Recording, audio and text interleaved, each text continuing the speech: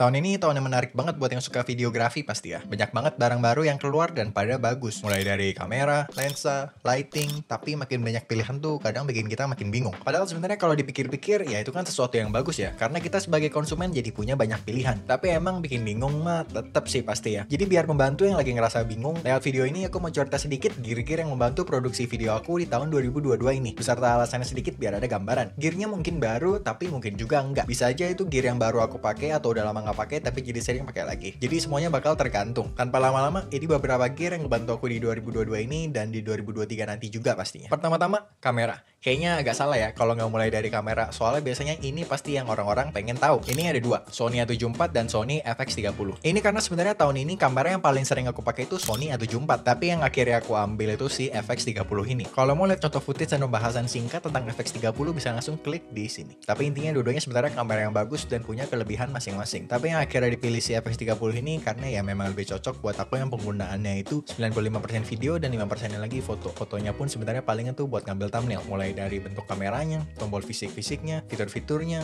overall lebih cocok aja lah semuanya. Dan jangan lupa juga kalau sekarang si FX30 ini tuh kamera termurah dari Sony yang menawarkan gambar dengan kodek 10-bit 422 dan 4K 100 frame per second. Secara singkat ya kurang lebih gitu. Untuk video lebih lengkapnya bisa pantengin channel ini terus karena nanti pasti bakal dibahas lebih lanjut. Next, lensa. Sebagai pengguna kamera Sony yang utamanya, dua lensa yang aku sebutin ini untuk kamera Sony pastinya. Tapi kebetulan bukan dari brand Sony-nya sendiri. Jadi ini lensa third party. Yang pertama, Sigma 28-70mm. Kalau yang belum punya medium zoom lens yang bisa mengcover kurang lebih 24-70mm gitu, aku sangat merekomen lensa ini. Lensa ini juga pernah aku bahas secara lebih lengkap di video ini. Tapi secara singkat aku rekomen ini dan bukan lensa 24-70mm dari Sony, tapi bukan berarti ini bisa gantiin 24-70mm G Master dari Sony. Karena itu tetap aku pakai juga tergantung dari shootnya. Tapi kalau kita lihat dari segi harga, size-nya yang compact banget, kualitas gambarnya, fokusnya parfocal, menurut aku lensa ini tuh pas banget dan lebih dari cukup buat penggunaan kita sehari-hari. Karena bisa dibilang ya hampir mau dipakai buat apa aja ya bisa. Yang kedua untuk kamera APS-C, Sigma 18-50mm. Ini bisa dibilang ekuivalennya si 28-70mm yang tadi, tapi buat kamera Sony yang APS-C. Ini kalau dipasangin sama Sony FX30, udahlah, jadi combo yang cocok banget buat all around banget gitu. Jadi sangat-sangat versatile. Kalau kita perlu nge-shoot sesuatu yang kita belum tahu pasti bakal gimana, kemungkinan besar sih bakal aman kalau bawa lensa ini. Kelebihannya dibandingin sama lensa 28-70mm tadi tuh seperti lensa APS-C pada umumnya. Ini size-nya itu lebih kecil dan harganya juga lebih murah. Tapi kekurangannya ini tuh fokusnya nggak parfocal. Hampir tapi masih geser dikit. Untuk audio ada beberapa kategori. Kalau yang bentuknya microphone biasa gini, ada microphone dynamic dari Rode PodMic. Ini sama sekali bukan mic baru sebenarnya. Dan dari dulu udah kepengen beli tapi ragu karena audio interface atau sound card yang aku pakai itu Focusrite Scarlett yang second gen. Aku agak ragu audio interface ini nggak bisa memberikan power yang cukup ke si mic ini karena gain yang bisa dihasilin tuh nggak terlalu besar. Jadi takut suara nanti banyak noise atau nggak bersih. Kalau aku pakai yang third gen atau yang merek lain tapi lebih baru, rata-rata yang budget pun udah bisa ngasih gain yang lebih besar. Tapi ya akhirnya aku beli dan ternyata tanpa extra preamp kayak cloud lifter, head atau benda-benda sejenisnya cukup aja powernya, dan hasilnya ya kayak yang bisa didengar sendiri sekarang kurang lebih. Jadi ya bisa dinilai sendirilah ini bersih atau enggak, kualitasnya juga gimana. Jadi buat yang masih ragu, kalau menurut aku ya jangan ragu sih. Dan untuk wireless lav mic system yang lagi jadi favorit aku si DJI wireless mic ini, yang cara penggunaannya simple banget tapi hasilnya lumayan banget. Untuk pembahasan lebih lengkapnya bisa klik di sini. Tapi singkatnya ini bisa jadi opsi yang cocok banget buat yang pengen satu mic yang bisa dipakai buat apa aja, karena ini bisa connect ke kamera pasti ya, ke komputer atau ke laptop bisa, ke HP bisa. Dan kalau ke action cam kayak DJI Action gitu juga bisa langsung tanpa kabel-kabelan juga. Pakai colokan USB-C kayak pas colok ke laptop atau ke HP. Intinya mantep banget dah. Highly recommend. Untuk lampu ada beberapa. Yang pertama, Amaran 60X dan Aputure Light Domini. Ini COB light yang bikin aku tertarik sama lampu COB 60W. Sebelum ketemu lampu ini, aku selalu berasa mendingan beli yang bentuknya LED panel aja kalau mau beli yang 60W. Tapi ya akhirnya ini malah ngasih standar baru lighting buat aku pribadi. Size-nya compact, datang sama case, app-nya intuitif banget, dan app-nya juga lancar banget pas dipakai. Terus pas dikombo sama Light Domini juga langsung jadi lighting yang compact dan portable, tapi tetap powerful banget. Makanya ini jadi lighting favorit aku di tahun ini. Tapi pas efisien jadi kebutuhan utama, ada lagi yang lebih mantap, Godox ES45.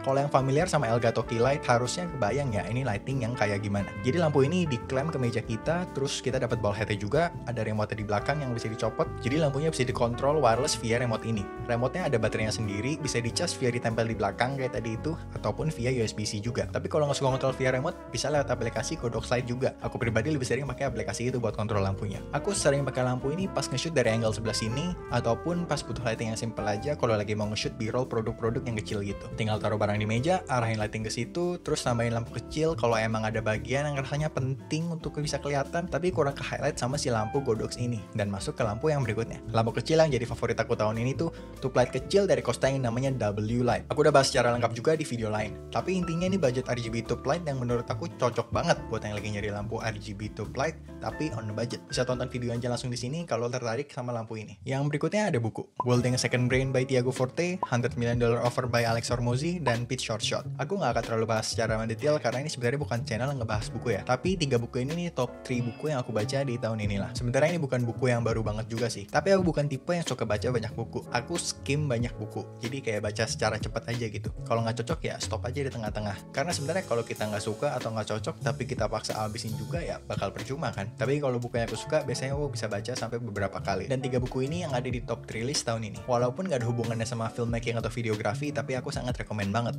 Buat yang pengen lebih organized, highly recommend. Yang kerja freelance atau punya bisnis, highly recommend. Setelah lumayan mau ngomong rutin tapi banyak bolongnya, jadi nggak enak. Mungkin setelah lumayan cukup sering upload di YouTube, cukup berasa kalau video yang ngomongin gear sebenarnya akan ngebawa lebih banyak view dibandingin yang enggak. Jadi mungkin sebenarnya langkah yang lebih gampang ya kalau mau terus ngebahas gear ini, gear itu, apalagi ngelihat size dari channel ini juga. Ya itu hal yang wajar banget sebenarnya emang kalau dipikir-pikir. Tapi karena ini aku anggap outlet kreatif buat aku, tepat buat bikin video yang aku suka. Jadi kemungkinan kedepannya juga ya isinya bakal tetap lebih ngebahas hal-hal yang aku suka aja, atau hal-hal yang aku anggap menarik di saat itu. Dengan lebih konsisten harapan kedepannya sih. Tapi bukan berarti aku nggak dengerin atau nggak baca juga ya, karena sering juga dapat ide video dari pertanyaan-pertanyaan atau komen yang ada di video-video. Jadi kalau ada yang punya saran atau pertanyaan bisa langsung taruh aja di bawah. Dan itu semua gear-gear yang menarik buat aku di tahun ini. Ini video terakhir yang bakal diupload di tahun ini. Jadi buat yang udah sering mampir ke sini, terima kasih udah rutin menonton. Dan buat yang pertama kali, hai, salam kenal dan sampai jumpa di video-video berikutnya di tahun depan. Selamat liburan dan tahun baru. Semoga video ini membantu yang lagi mencari inspirasi atau mau mengeksplor videografi lebih di tahun 2023. See you on the next video.